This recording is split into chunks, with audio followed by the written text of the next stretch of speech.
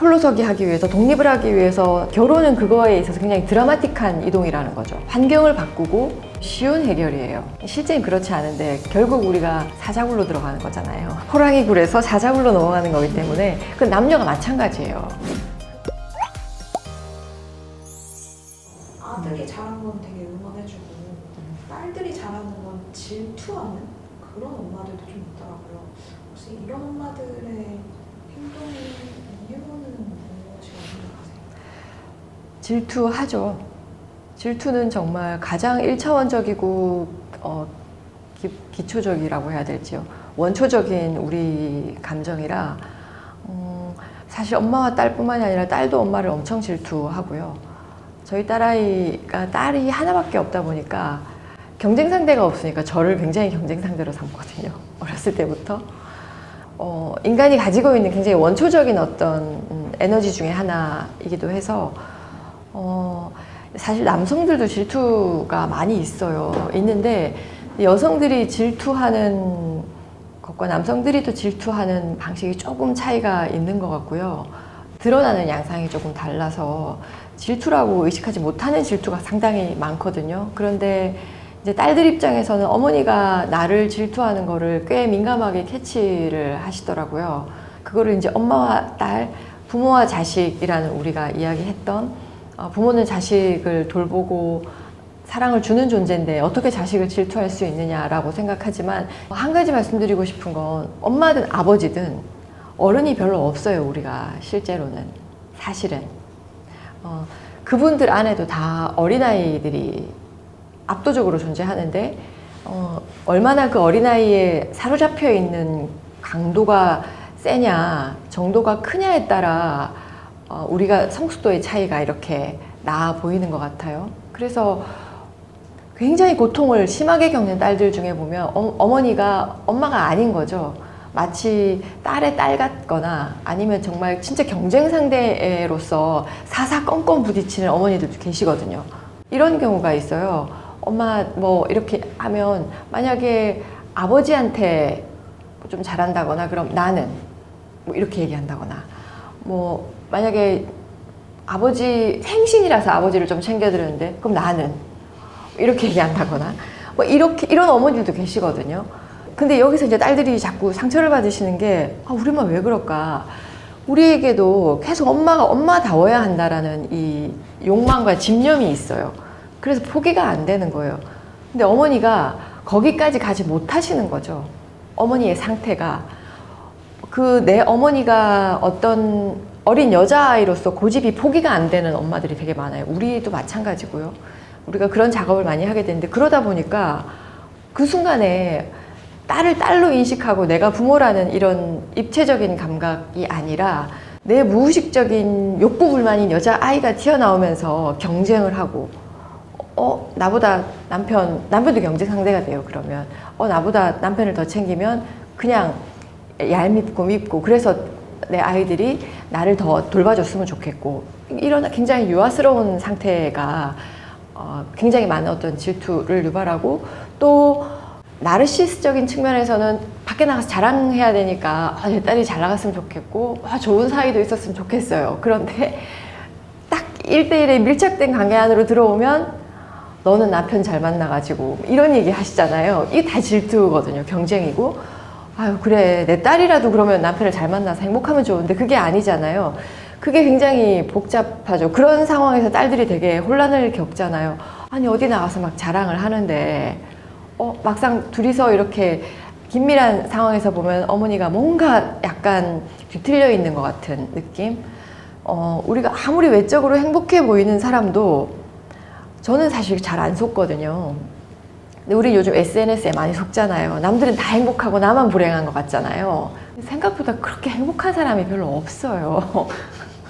없고 삶이라는 게 만족스러운 순간도 있지만 굉장히 지난한 순간들이 많은데 우리가 끊임없이 행복을 추구해야 되는 게 맞지만 그 짧은 순간들의 어떤 일어나는 감정적인 것들 그래서 내 어머니, 내 아버지 특히 이제 우리의 주제인 그 어머니들이 행복하지 않을수록 더 많이 그렇게 하시고 굳이 행복까지 가지 않더라도 본인들 삶의 만족이나 불만족이 클수록 가장 가까이에 있는 딸을 경쟁하고 견제하거나 견줄 수밖에 없게 되죠.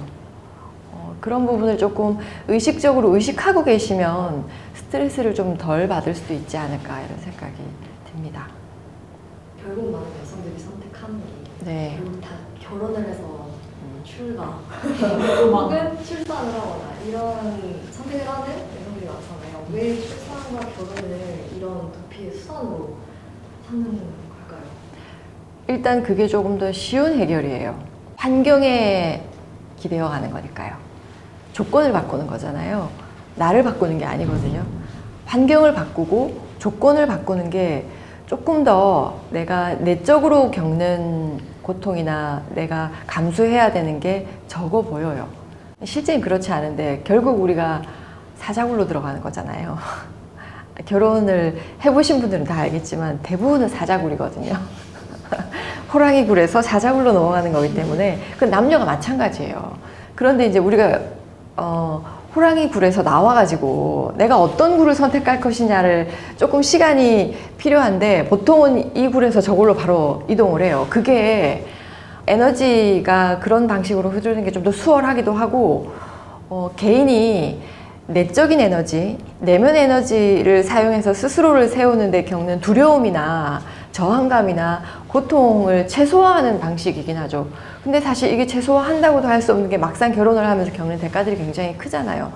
그리고 또 바로 아이를 가지면서 내 시간이나 삶이 또 없어지면서 겪는 여성들이 겪는 소외나 정신적인 고통이 굉장히 큰데 뭐 사회적인 분위기나 흐름도 우리가 어느 정도 나이가 차면 결혼을 해야 된다는 압박도 아직까지는 있기도 하고, 근데 그게 변화를 꿈꾸는 가장 조금 더 빠른 선택이기 때문에 그렇거든요. 왜냐하면 홀로서기 하기 위해서, 독립을 하기 위해서 내적으로 스스로 어떤 변화를 주기, 내 삶이 이때까지와 다른 어떤 방식의 삶을 꾀하기 위한, 변화를 주기 위한 노력이 굉장히 지난한 시간과 바로 눈에 띄게 어떤 효과나 반응을 경험하기가 어려운데, 결혼은 그거에 있어서 굉장히 드라마틱한 이동이라는 거죠. 그래서 우리가 그런 변화를 한 번은 대부분은 꾀하게 되는데, 변화가 아니라 완전한 또 다른 어떤 굴레로 들어가는 경우가 많잖아요. 그래서 저는 결혼 전에 시간을 좀 꼭 가졌으면, 독립의 시간, 일종의 어쨌든 분가의 시간, 내가 원 가족에게서 뭐 정말 아르바이트를 하더라도 분가의 시간이 꼭 좀 필요하다는 생각을 저는 가지고 있습니다. 관계 중독이라는 말이 있는데 끊임없이 애정을 갈구하고 계속해서 연애를 하고 가스라이팅에서 벗어나지 못하고 이런 것들에 대해서 어떻게 생각하시나요? 제가 비슷하게 계속 하게 되는 이야기인 것 같아요. 저도 혼자 있게 되면 뭘 자꾸 먹거든요. 과자를, 부스러기를 먹고, 뭐 빵을 좀 집어 먹고. 그러니까 이게 우리가 온전히 해결할 수 없는 우리 안에 어떤 공허함들이나 결코 채워질 수 없는 만족감 같은 것들이 있어요. 어떤 사람은 그래서 그걸 게임을 하기도 하고, 어떤 사람은 관계 중독으로 갈 수도 있죠. 어떤 사람은 쇼핑을 하기도 하고 쇼핑 중독이 되기도 하고, 다 비슷한 측면인 것 같은데요. 그래서 이제 얘기가 너무 어렵게 들어갈 수도 있기 때문에 좀 단순하게 얘기하면, 내면 안에서 일어나는 헛헛함이나 공허함이나 상실이나 이런 것들을 가장 빠르게 해결하는 방법이기도 하고, 그런데 그냥 이게 해결의 측면이 아니라 의존의 측면이잖아요. 관계 중독이라는 게 가스라이팅을 당한다는 건 내가 헌신해서 누군가의 아바타가 되거나 아니면 누군가의 조종을 받더라도 절대적으로 내가 혼자 있으면 안 된다는 거거든요. 누군가가 꼭 있어야 된다. 친밀함을 유지하고 있는, 애착을 유지하고 있는 누군가와 함께 있어야 한다. 관계 중독? 그게 꼭 연인이 아니라 뭐 친구도 혼자 있는 시간을 허용하지 못하고 시간을 빽빽하게 약속을 잡는다던가 이런 경우들이 있잖아요. 일종의 의존으로 볼 수도 있겠죠. 누군가가 없으면 안 되는 거. 실제로 이 사람이 혼자 있을 수 없는 사람이어서가 아니에요. 혼자 있는 느낌이나 혼자라는 어떤 감각을 극도로 피하는 거거든요. 두려워하는 것이고, 이거는 실제하고는 굉장히 달라요. 실제로 혼자 있을 수 없는 사람은 없어요. 그런 사람은 없는데 본인들이 어떤 상황에 의해서 그렇게 지각을 하는 것이고 있을 수 없다라고 느끼는 것이고, 근데 그게 정말 나약해서 의존하느냐면 그건 아니에요.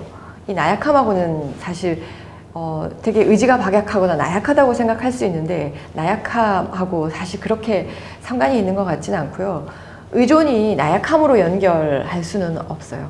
무언가를 견디지 않겠다라는 지점인 것 같아요. 물론 그것도 하나의 나약함으로 볼 수도 있겠지만, 어떤 불편감이나 어떤 고통이나 아니면 혼자서 해결해야 되는 어떤 불쾌한 느낌들을 견딜 수 없다라고 스스로 믿는 거죠.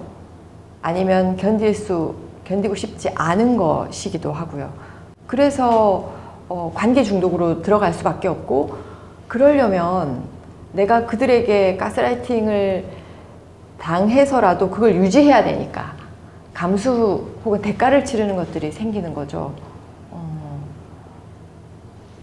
이해가 되시나요? 이것도 같은 얘기일까요? 그냥 내 존재를 나 스스로가 인정하지 못하고 그 기준이 계속 남들이 되는 거죠. 남녀 관계에서도 남자친구가 이상적으로 생각하는 그 역할이 난 되어야 하고, 집안에서도 나는 내 존재를 계속 남을 통해서 확인을 받아야 하는 그런 것도 같은 심리일까요? 비슷하겠죠.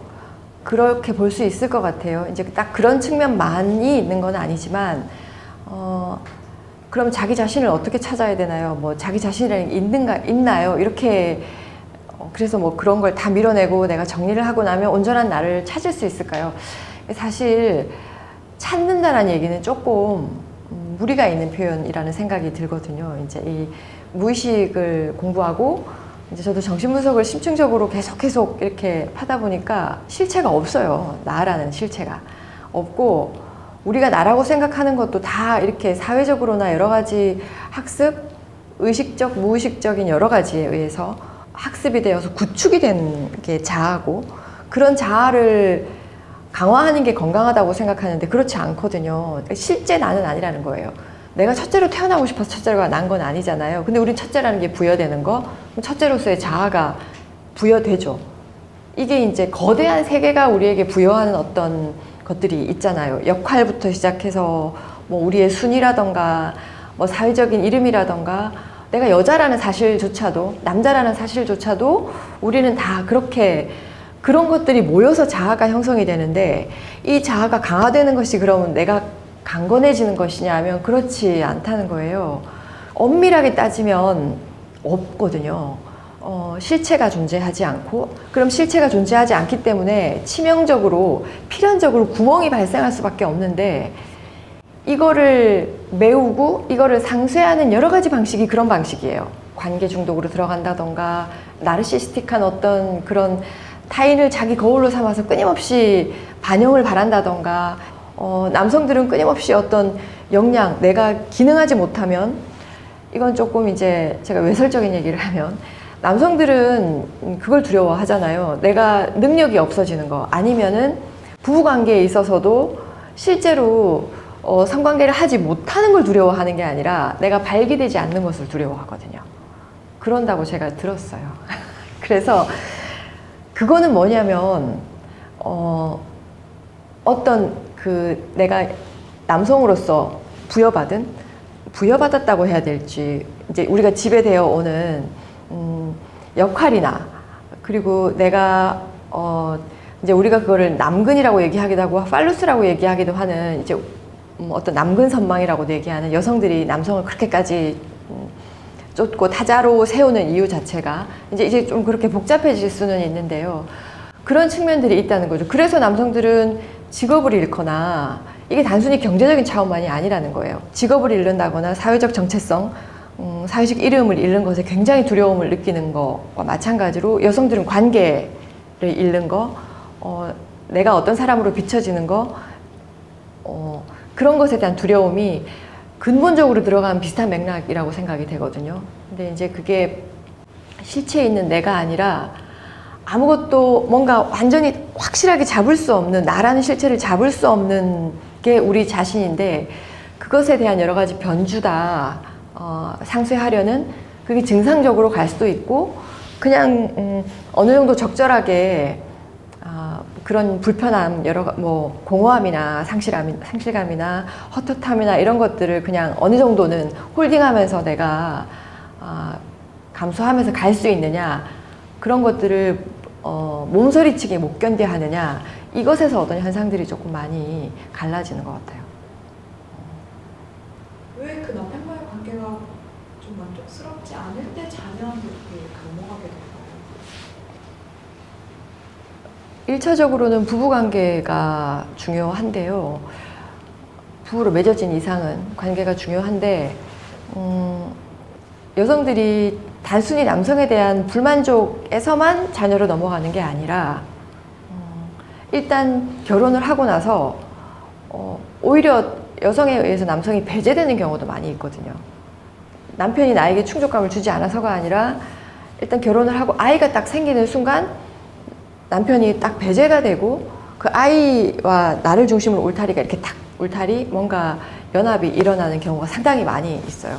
그래서 이거는 우리가 불만족의 차원에서도 접근할 수 있지만 단순한 불만족의 문제만은 아니고 구조적으로 타자를 중심으로 돌아간다고 했잖아요.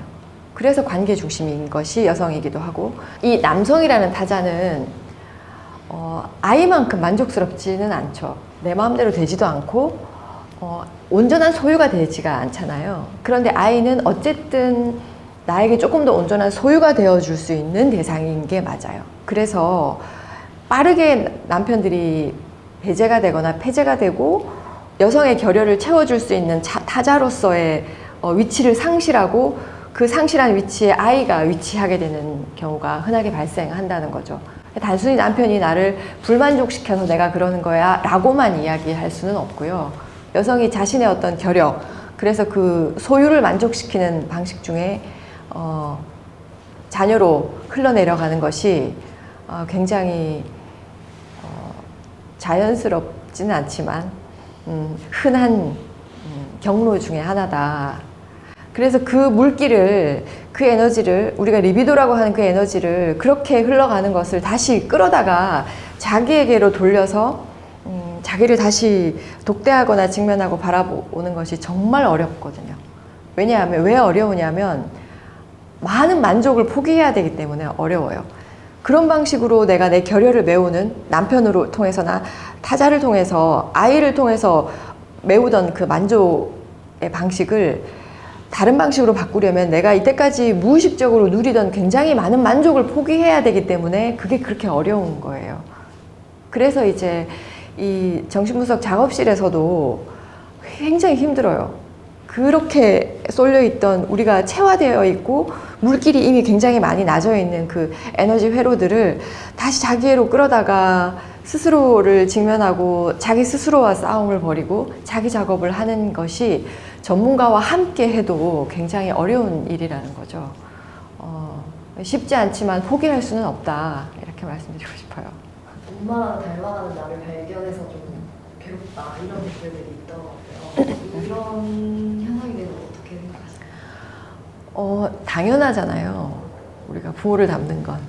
그래서 아까 이제 말씀드린 것처럼 우리가 자꾸 뭔가 이상적인 방향으로 뭐든지 좋은 방향으로 나아가려고 하다 보니까 성장해야 되고 발전해야 되고 성숙해야 되잖아요.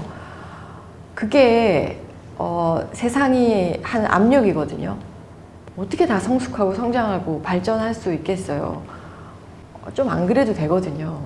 근데 그러다 보니까 내가 엄마랑 닮으면 안 되고, 왜냐면 내가 보기에도 우리 엄마나 우리 부모가 너무 안 좋은 면이 많은데 나는 달라져야지 더 나은 삶을 살 수 있을 것 같고, 이것도 이제 어떤 그 담론의 지배가 되어 있다는 거죠. 닮아요.